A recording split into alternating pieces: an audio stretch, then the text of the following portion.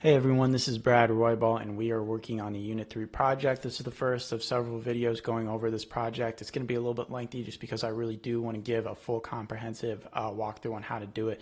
But the first thing I want to go over is, one, when you start these bigger projects, you really want to take a second and plan out what you want to do as far as how your code is situated, how you want different things to behave inside of your scripts and whatnot. But the first thing I'm showing right here is kind of the different backgrounds that I'm using.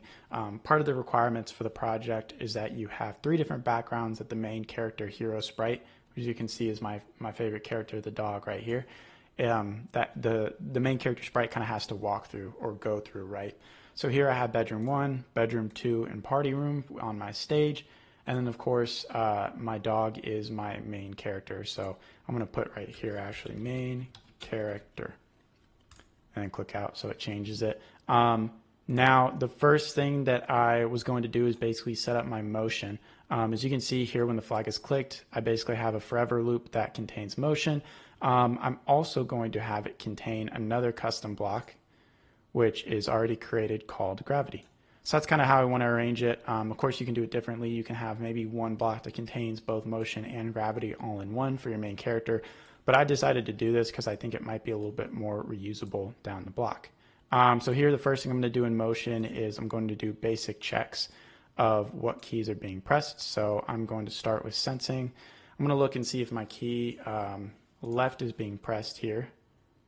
And if the left arrow is pressed, I want the character to change X. By negative, I'm going to choose -8, right?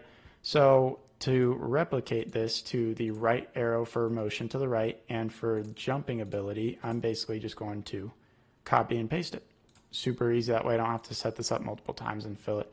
Here, I want to check the right arrow. I want to change this to a +8 because that is positive motion to the right.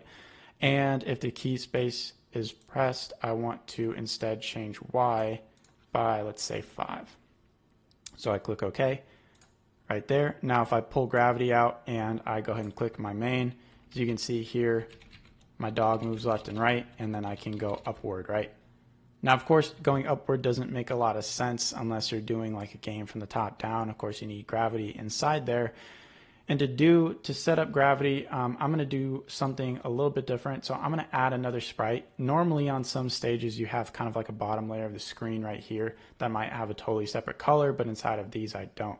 So what I'm going to do is take a second and I'm going to create sort of a block that I can put at the very bottom. So I'm going to just do a wide block sort of like this right there. I'm going to click OK, and I'm going to drag that down towards the bottom of my screen.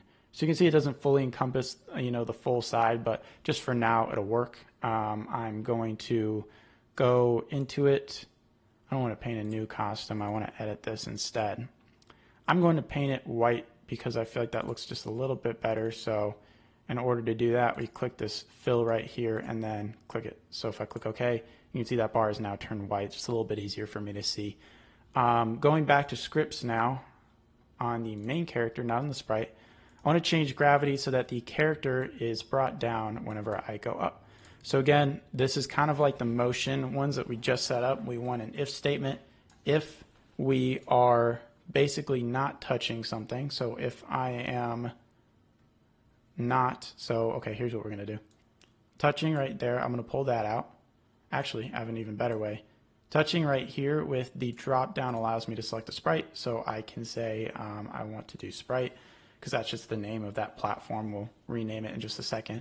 If that is not true, so I'm going to go to operators and I'm going to say not.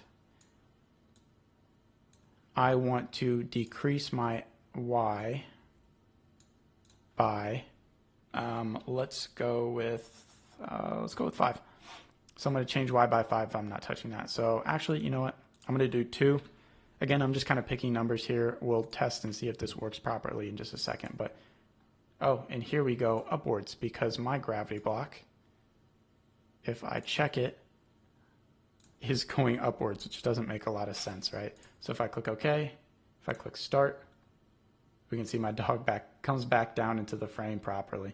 So now I can press space, it goes up. But one thing that you'll notice if I hit the space bar rapidly,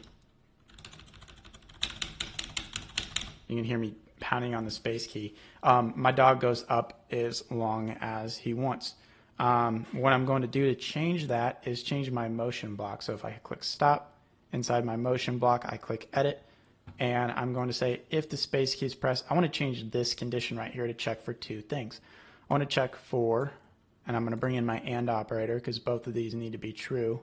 If the space key is pressed and if the dog is not touching, or I'm sorry, if the dog is touching the platform is when I want to jump, right? Because that's basically going to say, hey, you know, they press space, but let's say I'm not touching that platform sprite. Go ahead and go ahead and let the dog jump. Otherwise, we're not going to allow it. So I'm going to change that to 10 so my jumping is a little bit more pronounced. Click OK. Then we can say here, click the flag, and if I click space, he doesn't go up very quickly, right? Let's see if I can change my motion just to be a little bit higher. Let's do 20. If I click OK, you can see my buddy jumps. So I think I'm going to increase my motion just a little bit. If I make it 50 instead, and I click OK, and I click start, you can see it has a little bit of a better jump, right? So it's not like I'm just stuttering above the floor.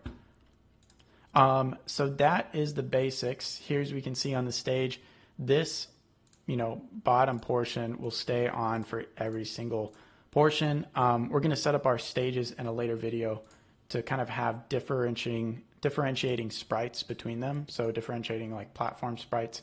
Here, I'm going to change this real quick to ground sprite and click enter. And then here, if I go back, I just want to test and make sure, okay, my code is not referring to that new sprite. So if I right click and edit, I can change sprite to ground sprite. Click OK, click gravity, and change gravity to ground sprite, click OK. And one more thing I want to do is have a starting point for my character. So I'm going to go ahead and say start at X0, Y0 for the time being. That way, he actually appears on screen. And that right there. So that right there is how we set up motion for our main character. You can see we've kind of set up our stage just a little bit, and we have a really solid start towards the Unit 3 project, and we have a good start to checkpoint 1.